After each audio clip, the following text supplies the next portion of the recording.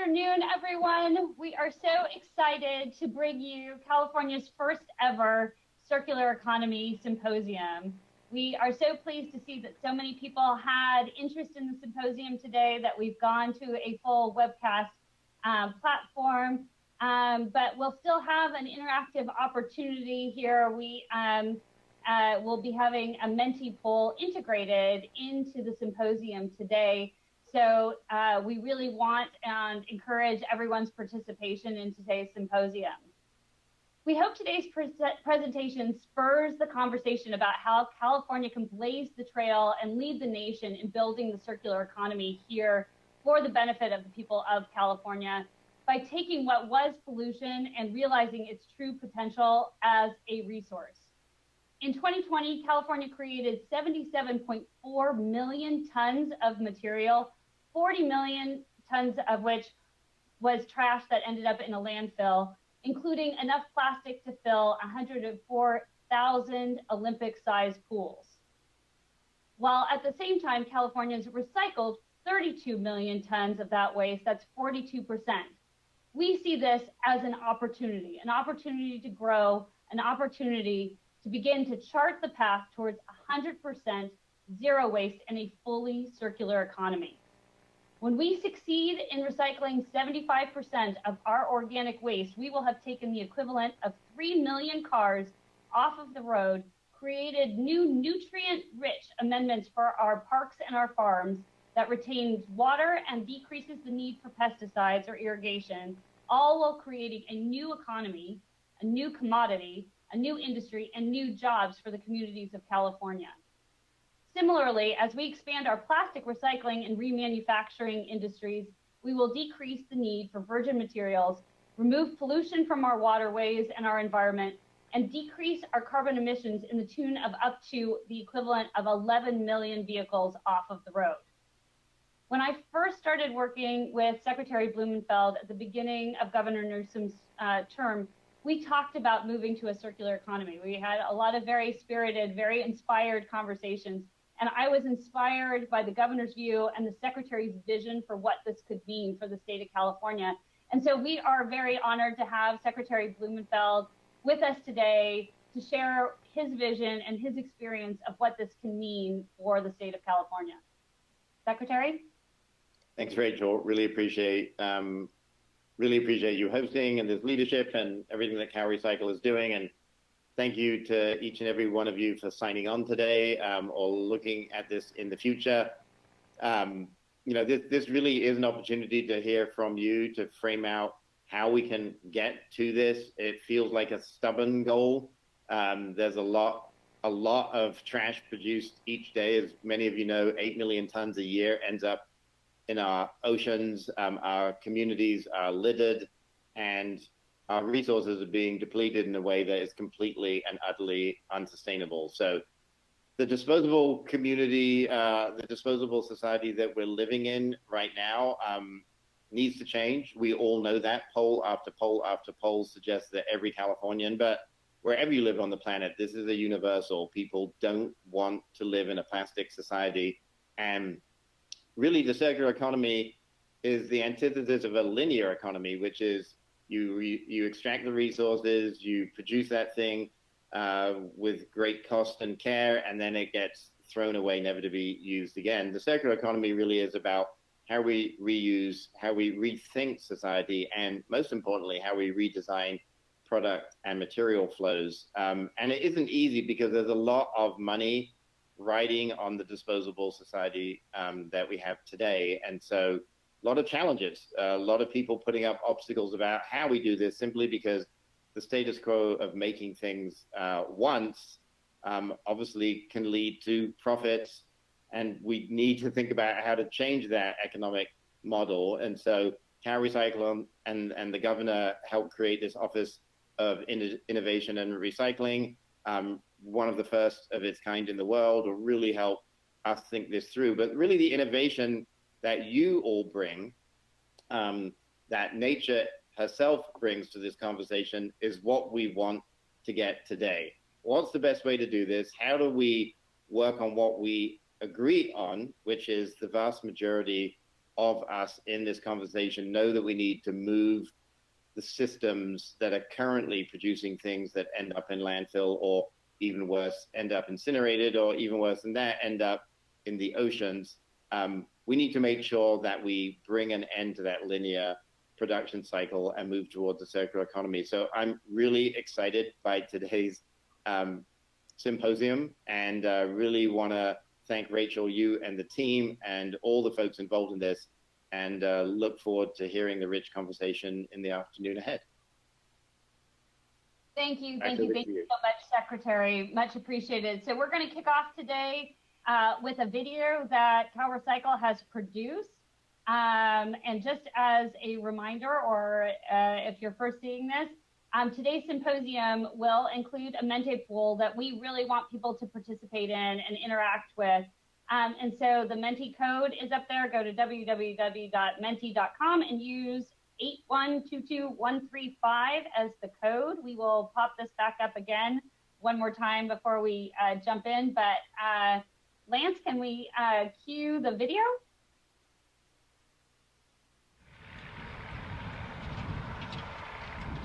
From fields, we can't make enough compost to serve the valley right now, to manufacturing plants, we're hiring like crazy. Trailblazers are turning trash into California's next innovation boom, creating new jobs, new industries, and new money from what used to be waste. There's about 1.3, 1.4 million pounds of trash in this yard that would have ended up in our landfill. It's going to get a second chance in life, and it's going to become products.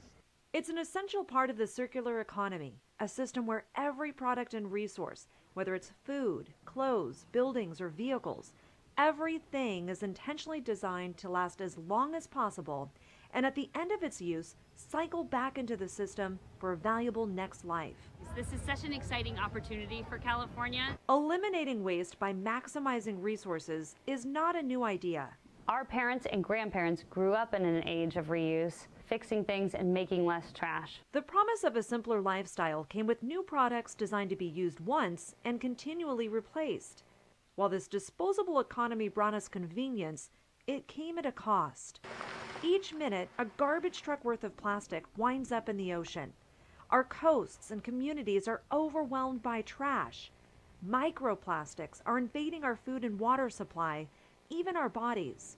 Our waste emissions from vehicles, factories, and landfills creates a thickening blanket of pollution that's overheating our planet and fueling climate extremes like California's worst wildfire season, the hottest summer ever recorded, and storms like the massive bomb cyclone that drenched the San Francisco Bay Area. There is no more time to wait. Our planet needs us to take on trash pollution. With our children's future at stake, California is building its circular economy on a strong foundation of environmental leadership, like the bottle bill that created jobs and cut litter by recycling 454 billion bottles and cans, and new recycled content requirements to boost markets. Big beverage makers are already pledging to go reusable or 100% recyclable with their packaging. Companies are moving towards sustainable choices to meet new standards for reusable, recyclable, or compostable food packaging at state facilities. Even Starbucks has announced a plan to eliminate single-use cups. This is, looking like soil. And California is turning trashed food scraps, paper, cardboard, and yard waste into valuable new products like renewable biofuel or compost, a superfood for dirt that helps soil retain more water, nourish more crops, and pull planet-heating carbon from the air.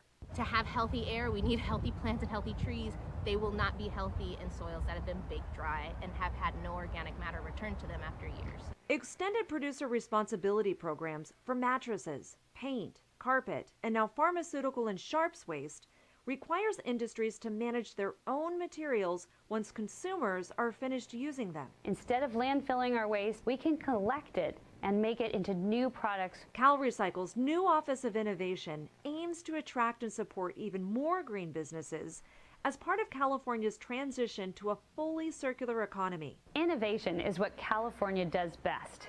Modern technology has already given us digital versions of products like music, movies, books, magazines, notepads, and maps. Sharing economies for transportation and lodging. Discussions of circular solutions like subscriptions for goods like appliances and electronics. Truearth Eco Strips are dehydrated liquid-less detergent. And concentrated cleaning products that require little to no packaging. Services that turn consumers into customers that companies continue to serve with repairs. As the 5th largest economy in the world, California is looked to as an environmental leader. We show the rest of the world how to make the future better and safer. Instead of filling our planet with waste, we can design our financial future to reduce, reuse, and remanufacture our materials, turning trash into America's next boom industry.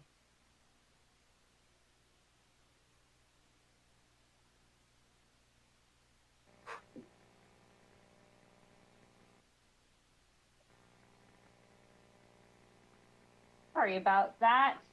I hope you all enjoyed that video that our Office of Public Affairs put together that really summarizes for us what the circular economy can mean for our state. Today we are going to take this a step further. We're going to look at how individual companies and California as a state can, by incorporating the principles of circularity into our industries, our policies, and our laws, reduce waste, the amount of waste that is created, and save money right from the very beginning. A few months ago, Accenture came and presented to CalRecycle's RMDZ forum, and we realized that their incredible work and the decade of work and research that they've done would benefit our policymakers and stakeholders across the state, statewide. Our partners at Accenture have graciously agreed to come today and do a presentation and share the incredible work that they've done over the last decade. Today we are joined by Emmeline Cardoza, who is a manager in the sustainability practice at Accenture Strategy, a group which has led the research and strategy work on circular economy topics globally for a decade. She leads the Circular Accelerator, I was struggling with that word earlier, an initiative that helps startup founders building circular businesses scale and contribute to the circular transition. She holds a degree from Middlebury College and the University of Michigan. Thank you, Emmeline, so much for joining us today. I'm so excited to see your presentation. Thanks so much for having me back. Thank you very much to the Secretary and the Director for having me today. Hello, everyone. Good afternoon. So I will jump into my presentation, and as mentioned, we're going to go back and forth between some of the Menti poll results and slides. So thanks for filling out that Menti poll a moment ago, and we'll do just a bit of a pulse check on who is in the room in a moment. But first, allow me to introduce myself. So as the director mentioned, my name is Emmeline Cardozo. I'm a manager on the sustainability strategy team at Accenture, and I lead our startup accelerator focused on circular called The Circulars. And I'm joining you today from Atlanta. I am in town for a conference focused on the circular economy. So this is very much in the air and the theme of the day and the week. Looking forward to today's session. So very pleased to pick up from those introductory remarks and share a bit more detail about the circular economy. So I'll offer a definition of circular, I'll discuss how it's different or additive to recycling, and I'll give several examples of how circular economy principles and business models can unlock embedded value in waste. So we're really focused on value. I loved what the Secretary said about changing the economic model. We really believe that circularity is a lever to achieve that.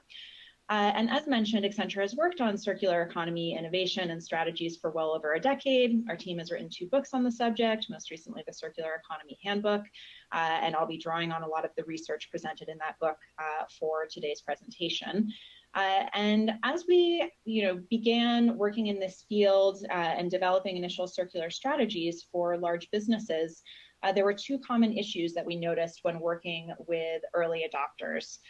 So first, convincing stakeholders to make an investment to go circular and that was worthwhile, especially before the concepts became more mainstream. I think where we're at in 2022, this is an exciting inflection point.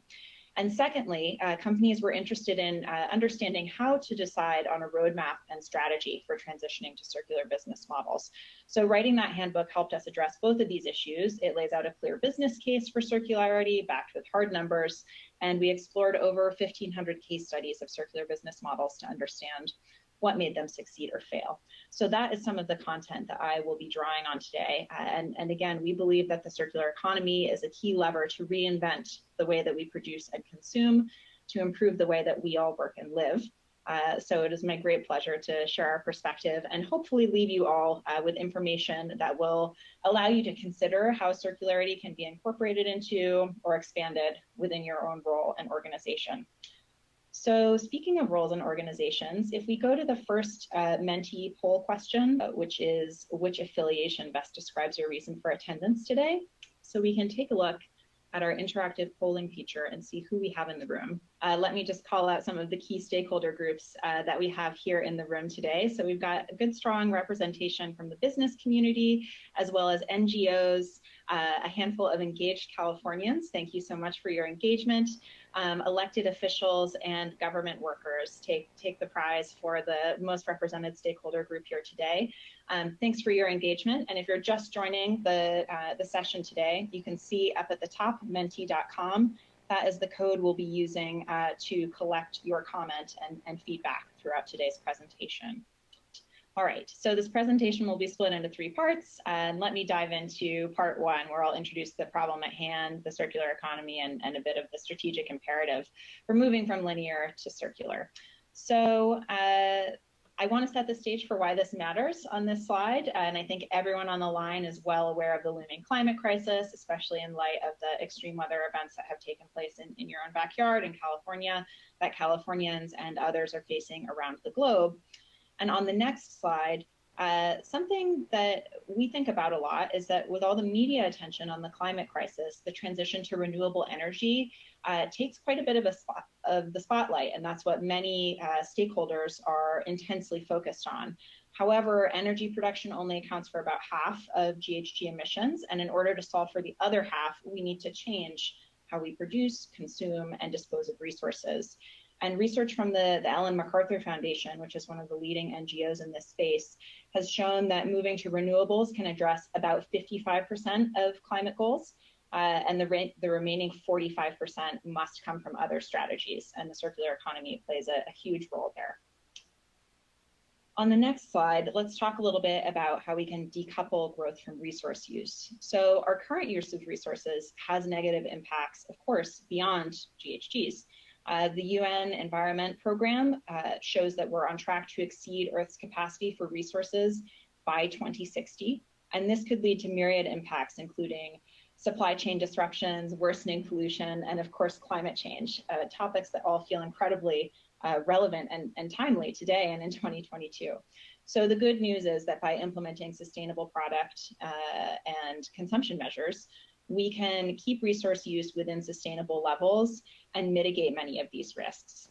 And how do we do that? By using end-of-life products and waste streams as manufacturing inputs, we can reharness the value of resources that have already been extracted. Let's take a look at the next slide. So we know that the UN expects there to be 9.2 billion people on Earth by 2050. That includes about 45 million Californians. I think you guys are just under 40 at the moment. And the reality is that without concerted action, the demand for our limited resources will not be relieved. Consumption is rising, and many, even as many regions are facing environmental challenges to production.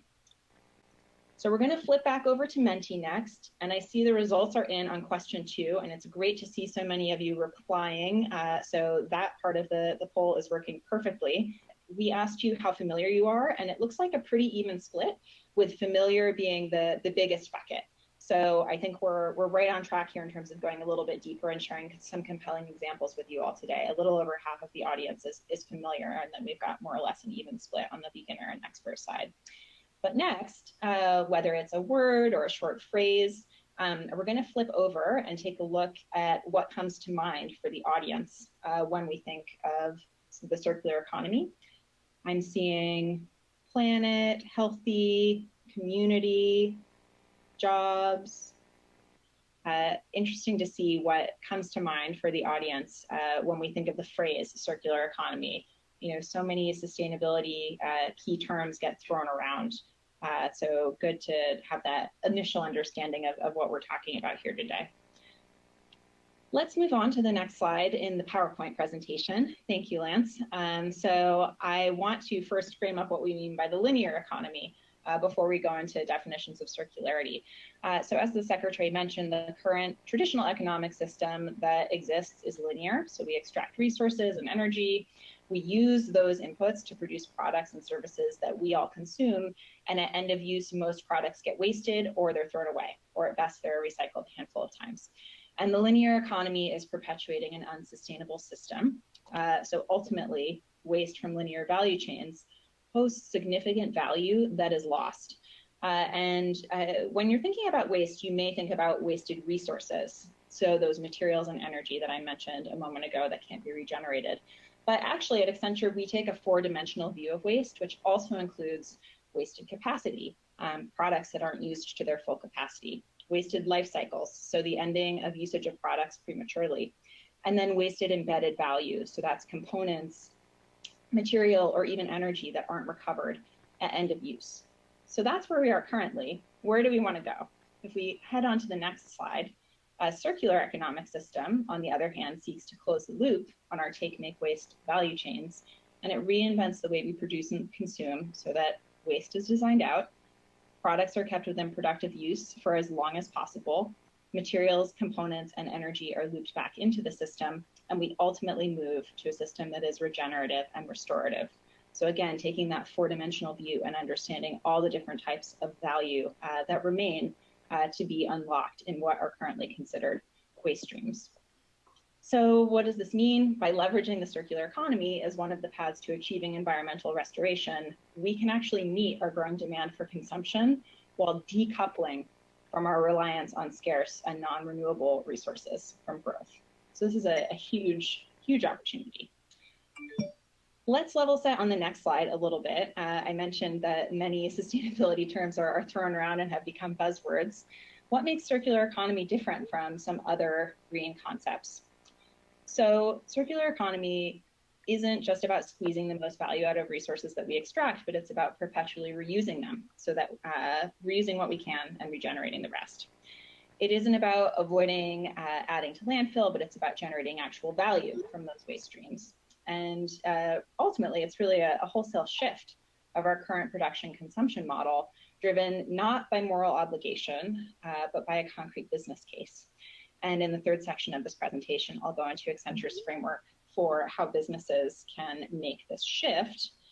We're going to be thinking mostly about the implications of other stakeholder groups today, businesses and the like. But I do think it's really useful to reflect on what a fully circular economy would mean for our day-to-day lives. The video mentioned that extended producer responsibility often puts the burden on the consumer, but what would a fully circular economy look like for our everyday? So very curious to see any responses that come in from this group, particularly from those who are consider themselves to be circular experts. I think this is another good one where we'll share the results out with the group following the session.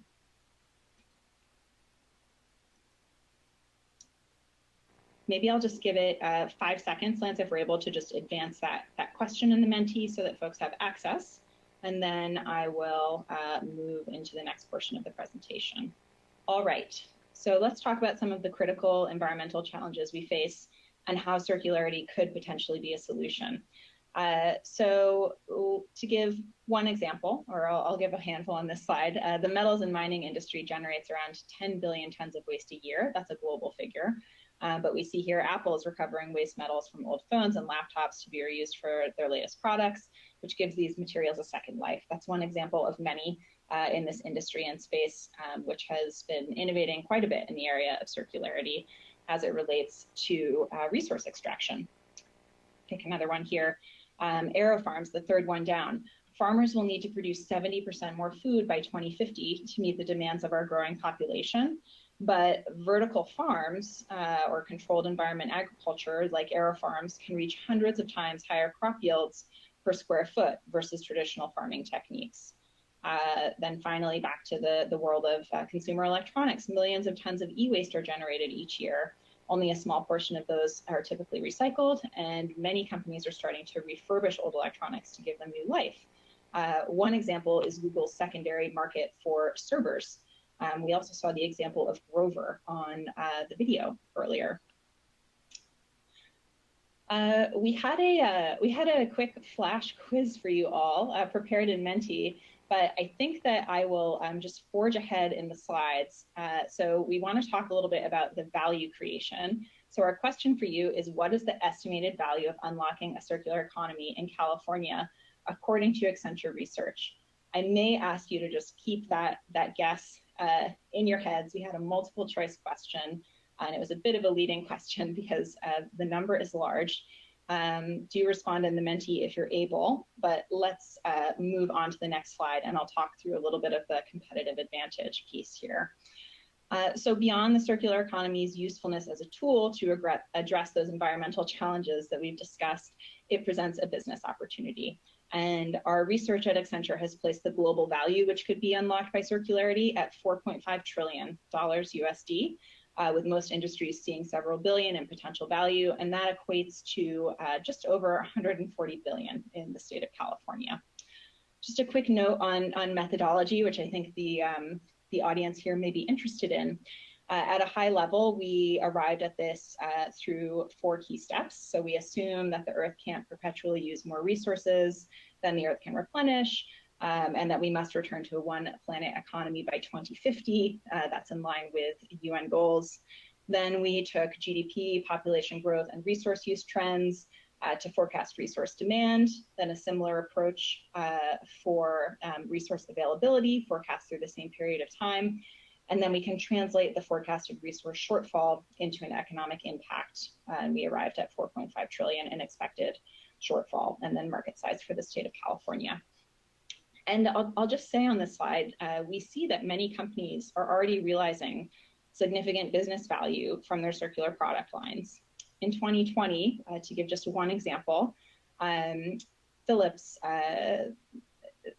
Royal Philips pulled in 14 billion euros in revenue on their circular business models. So these are real figures. There's a compelling business case to be made in many industries. And what's more, we see that the circular transition means job creation, with over 125,000 jobs created in California if a 75% recycling rate were to be achieved by 2030, based on BLS. That's based on BLS statistics. Let's forge ahead. There's the competitive advantage, the value at stake, but let's also think about, alongside that, of course, the reduction of harm to the environment. So this is an imperative that I think it's good to not lose sight of. You know, this is quite essential as well. So with resource consumption advancing at those unsustainable rates, something to think about, a more circular economy could cut global emissions by more than 300 billion tons by the end of this century. And a shift to a more circular economy would lead to GHG reductions of 6 million metric tons annually.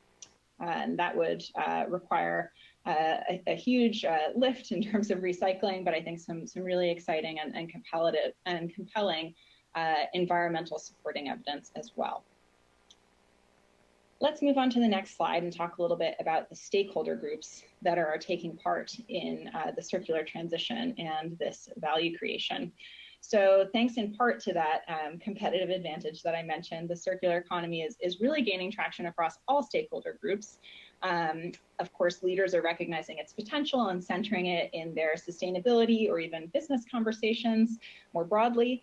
And we see companies defining ambitious circular strategies for implementation in the 2025 or 2030 timeframe.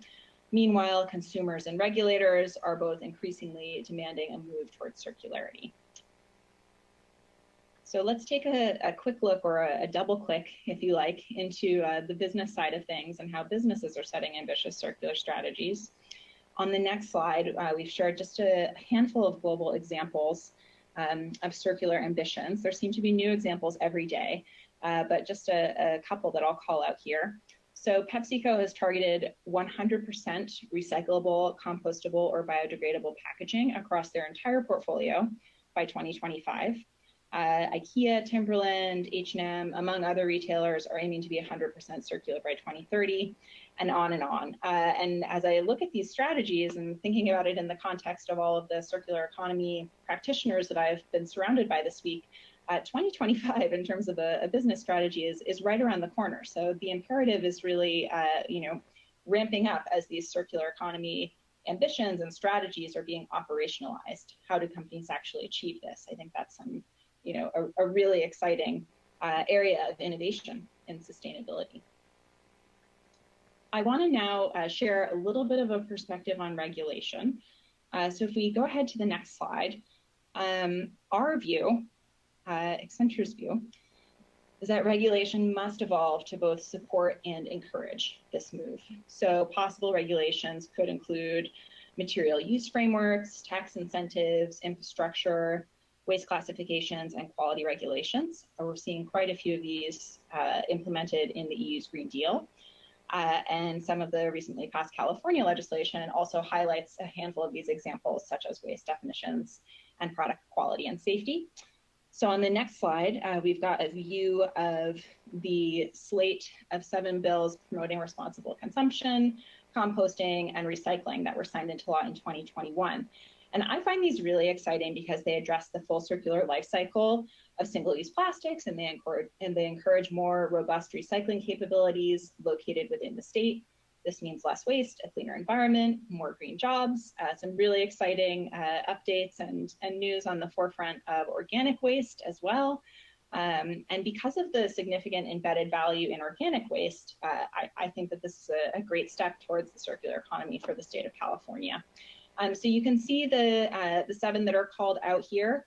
And let me just pause for a moment. Rachel, if you would like to comment on the value represented on the slide or anything else that you'd like to share on California's own set of legislation on the topic. Well, thank you so much, Emily. I am so incredibly proud of the work that California's legislature has done and the administration's partnership with our legislature. And if you look at this, and one of the things that was most striking about this particular slide to me as Emmeline was putting her presentation together is how much work that we have been doing as a state on the circular economy for several decades, but really in most recent years, really making the statement on a very individualized basis by each piece of legislation, each bill, of saying this component of recycling or this component of circularity is incredibly important to us. And when you look at this particular slide, and again, I've been working in environmental policy for decades, this one particularly stood out for me, and I said to Emmeline that I really wanted to talk about this for a second because we are doing the work around a circular economy and building a circular economy through policy and legislation, and some of these pieces are having huge impacts on policy almost immediately. AB 793, which I don't think we've got listed here, but AB 793 that required minimum content in our beverage containers has had a huge impact on companies like Pepsi and Coca-Cola, who are now looking to go to 100% recyclable material or compostable material. SB 343 that Senator Allen passed last year, that's talking about truth in recycling and really making those chasing arrows be meaningful again, is having a huge impact on our industries, but also on our regulation of industries to say, what does it truly mean to be recyclable? Or what does it truly mean to be compostable or be a part of the circular economy? So I was really impacted by this slide. And these are just a couple of the examples. 1383 and the whole economy that we are building around organic waste is huge, and it's really meant to lead the globe on how do we get to a circular economy. So we're not starting this work today. This work was started decades ago, has been built upon over the last couple of years, and the work that our legislature has done and that the administration is doing to implement is really laying the foundation and the groundwork for a truly circular economy. There's a lot more to do, but this is a huge opportunity for us to really build on the incredible work that's already been done. Thank you, Emmeline, for letting me opine on legislation. Yes. I always welcome the opportunity. I couldn't agree more. And I think that I'm looking at some of the results from the poll of how would a fully circular economy impact your day-to-day life. Seeing things like my life would be easier, less guilt if there were pickup and drop off of items, less consumption and more satisfaction, would be able to repair. It would enable me to hoard less, more work but better. So an interesting series of perspectives there that I think really underscore all of the work that, as you say, has been done in California for many years, but help sort of bolster that exciting vision of the future as well. And I would be remiss if we didn't take a global view for a second. I know that this will be of interest to many folks on the call as well. So if we advance to the next slide, circular economy policy across the world, I'll just say in a word, is evolving. And it's evolving rapidly. So we see a variety of implementation and ambition globally. We do have EPR laws for specific categories being passed in a handful of states. You can see some ambitious, supranational policy frameworks coming out of South America, or even the EU-India Joint Declaration on Circular Economy. So some really interesting movement in the policy space at a global level. And I think that, really codifying all of the work that's already being done in California and having it under this unified umbrella puts you all in a really good position to take a strong leadership role in the global rollout of these policies. When I think about, the UK single-use plastics tax that just came into effect in April and some other signs that are happening even in 2022. It's a good thing to keep an eye on. That's the end of our first section of content. So I'm going to transition now into what we call the circular economy foundations. So at this point, we've demonstrated the value of circular economy for sustainability and business. But you may be saying to yourself, there's no impact from circularity unless we can implement it at scale. Tiny initiatives are great and admirable. Well, how do we scale? So let's take a look at Accenture's methodology for actually decoupling growth from consumption and resource use. Yes, perfect. So this next slide are circular business models. This is how we can tap into all of the opportunity that I've shared and transform the 4 types of waste mentioned in the previous section from a challenge into a possibility or hopefully a reality. We have 5 defined business models that cut across the full value chain, and this goes from design to end of use. And they act as a transformation framework. So let me read a little bit about each of these, and we'll bring them to life with some examples. So we start at the left of the loop with circular inputs. This is using renewable sources, bio-based materials and man-made materials that are recycled or highly recyclable. So thinking about design and material use. Then we have 3 models which cut across the product life cycle, and they're down the right of the circle. So we've got product as a service, which is where a business retains ownership of products and then sells benefits through a service or subscription model. Next, we have product use extension, which is about extending product use through design considerations, repairs, and resale for second use.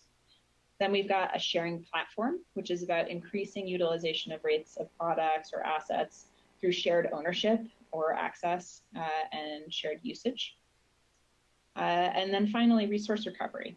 So this is using the embedded materials or energy at the end of use of a product and recovering through collection, aggregation, and processing.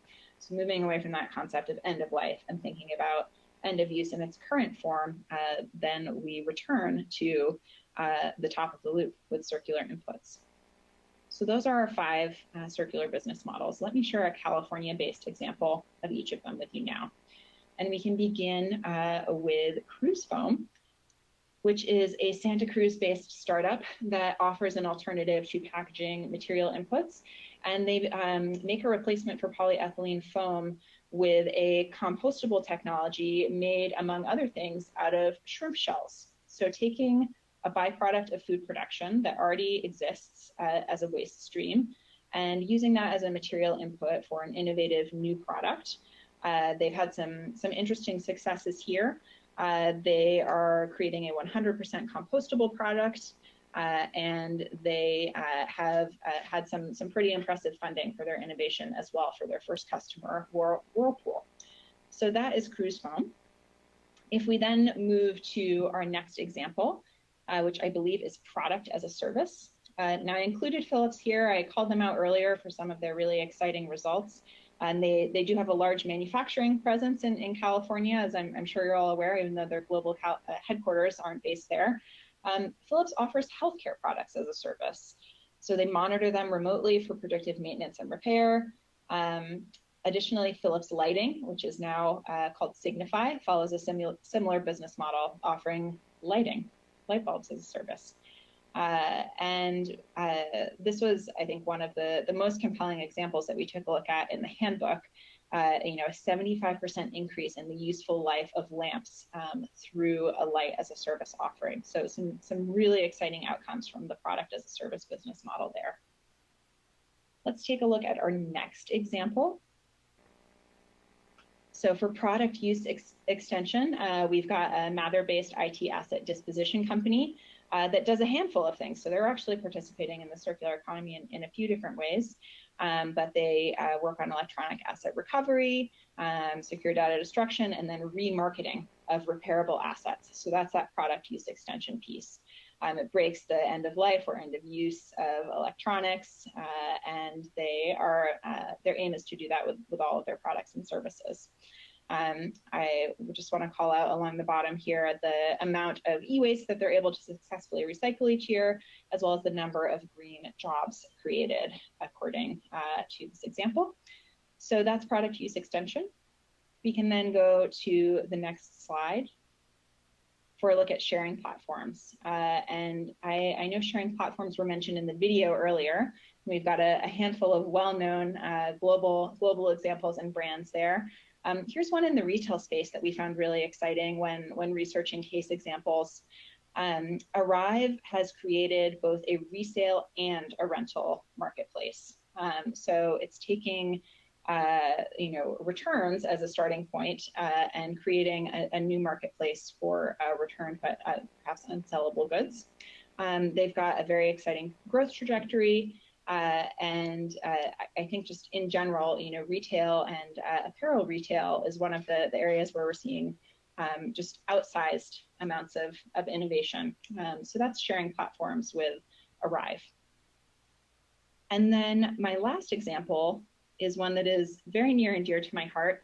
San Diego-based Aquacycle, their CEO, Oriana Bretschker, is a participant in our Circulars Accelerator program. So we've been working with her closely over the last several months, hacking through some of her barriers to scale. This is all about resource recovery. Aquacycle offers an on-site high-strength wastewater treatment unit that actually harnesses naturally existing bacteria to treat wastewater, and it generates direct electricity as a byproduct as well. So it removes, I believe, about, it gets industrial wastewater back to 90% of its former quality, and they've got some really exciting figures and proof points about reduction in overall GHG emissions for wastewater treatment itself, among many other exciting indicators. So this is a really, innovative and California homegrown example of circular economy business model innovation. Those are our 5 California-focused examples. So let me now share a little bit about the key enablers that emerged for us as we analyzed, as I mentioned earlier, over 1,500 case studies for the handbook. And in that research, we found that companies are embracing these circular business models, so similar to the examples that I just shared with you, but to varying degrees of impact. So what are the enablers that could allow any company to really tap into these business models? And I'll walk you through each of these one by one as well. So first off, consumer engagement, which focuses on reshaping what it means to consume in the first place. A huge goal and ambition, but often people don't need the actual product. when they're in a typical buyer relationship. What they're actually looking for is the service or experience that that good provides. So there's a really crucial element of educating consumers on seeing products as delivery mechanisms for a desired function, as well as the benefits of buying circular products more broadly. Design is the next key enabler here. It's a really crucial step towards, oops, sorry, you can stay on that last side, thanks. It's the first crucial step towards creating circular products. So design considerations have to take into account how products can be kept in useful life for as long as possible, and are also able to enable easy product recovery. So we know that many of the kind of storied design brands and companies are struggling with this question or these design constraints right now. I heard earlier today from the Director of Sustainable Innovation at Nike that their innovation team actually loves sustainability constraints. It helps them think more creatively. Sometimes working with a blank page is the hardest thing to do. So adding in a handful of constraints from a design perspective to be able to work towards more circular products. Next, we have reverse logistics. So this is the process of creating take-back loops so that manufacturers can receive idle or unwanted, underutilized, damaged materials from what would traditionally be a final destination for the purpose of capturing their value or disposing of them responsibly. So this is a huge area of growth and innovation we see both at a company level, but also within industries, coalitions being formed for key commodities. Very exciting space in reverse logistics as it pertains to circularity. Next, I'll call out ecosystem, which relates to the actors outside of your direct value chain, and this is crucial. So, kind of a broad statement, but big challenges often require complex solutions that can't be dealt with or acted upon alone, especially as industries and value chains are starting to blur, or as we're experiencing some of the shocks to the economy that we are in 2022. It's more important than ever to look outside of an organization to enable circularity. So I'll give two examples on this one, because this is something very near and dear to my heart as a leader for a startup accelerator. But first, the EU Circular Plastics Alliance is a coalition of about 300 signatories, which represent industry, but also academic and public organizations. And the alliance facilitates cooperation between members with the goal of boosting the recycled plastic market to 10 million tons by 2025. Then the next example that I'll give is startup accelerators with a focus on circularity that can help innovative new companies scale rapidly and effectively increase their impact. So the Circulars Accelerator is a program of Accenture and the World Economic Forum, along with a handful of other corporates, including Anglo-American and Ecolab. And we put together an annual cohort of startups with mentorship and industry connections, all focused on growth in the circular economy. Aquacycle, the example I mentioned a few slides back, is a participant in cohort 22 this year. And then our last enabler here, disruptive technologies. So at Accenture, we talk a lot about the fourth industrial revolution, but in a nutshell, today, instead of distinct technological revolutions, we're seeing constant progress, right? And new waves of innovation that make previous technology obsolete and require organizations and all stakeholders to stay up to date. So we think that accelerating with fourth industrial revolution innovation to solve for some of these circular challenges is a huge piece of the puzzle. Our analysis found a common thread across that the most competitive businesses in circularity tended to deploy combinations of technologies to achieve the best performance. So whether that's matching machine vision or robotics with artificial intelligence to create a sorting device, or any other innovative example that you can think of, the combination of fourth industrial revolution technologies we see as really being a key enabler to the circular economy.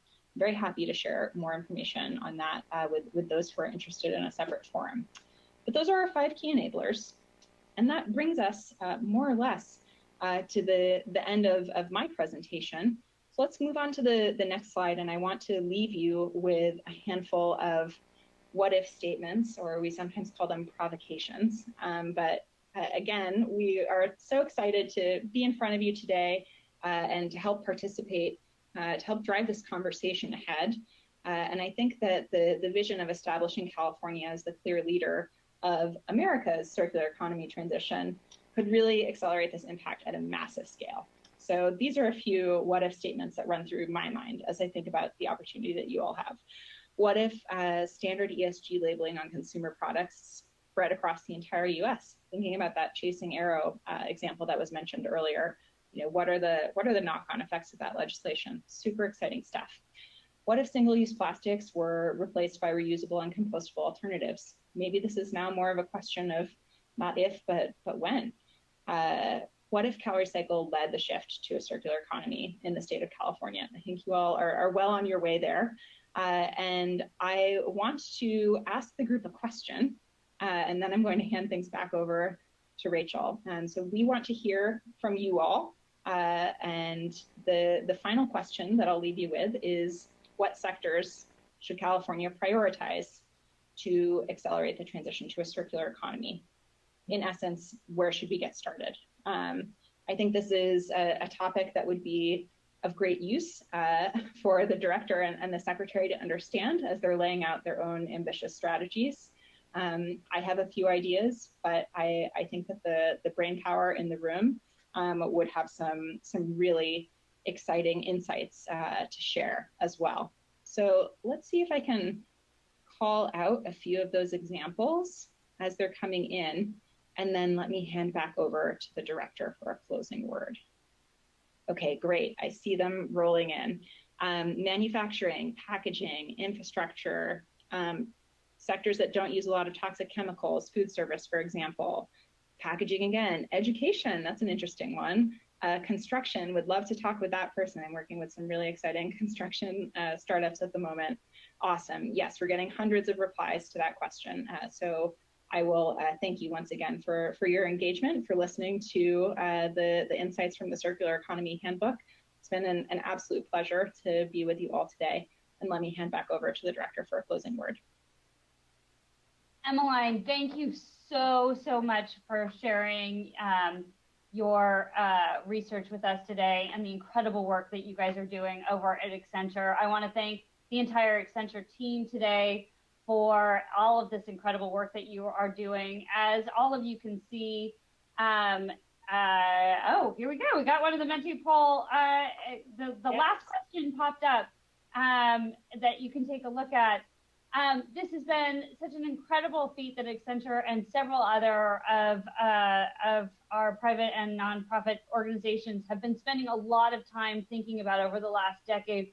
And it is an incredible opportunity for us as a state to really mine the information that they have put together and build out our circular economy here for California. So if you have an opportunity, you should check out both of the basically what I'm calling the circular economy manuals that Accenture has put together.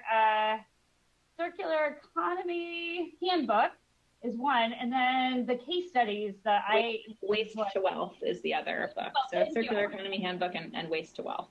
Thanks for the shout out. Yeah, well, because they were really well done, and it really is what, for me, in my role here at CalRecycle, has really spurred a lot of my thinking around the circular economy and how we can really, again, mine the incredible work that you all have done and incorporate that into the work that we are now doing. Apologies on the Menti poll. Luckily, we had a backup help on the presentation, but our presenter who was controlling the screen, his computer crashed shortly after starting the presentation today. And so we were having some technical difficulties, but luckily we were able to overcome those for the presentation, but not for the poll. We will be posting this presentation that Emmeline did today. We will be posting it on CalRecycle's website this week. So you should be able to access all of her slides and this information online this week. And really, from here, what my goal is to really mine the information that you've provided today through the Menti poll, which I will have access to, and spur an ongoing conversation with you, our stakeholders, hopefully narrowing down on a couple of topics and a couple of issues, and really starting an ongoing conversation to building the circular economy here. I think what was really impactful for me is, one, there is $142 billion that we can unlock here in the state of California if we move to a fully circular system in the next 5 to 8 years. And the number of jobs, close to 150,000 jobs that we can create here in the state of California if we lead on building the circular economy.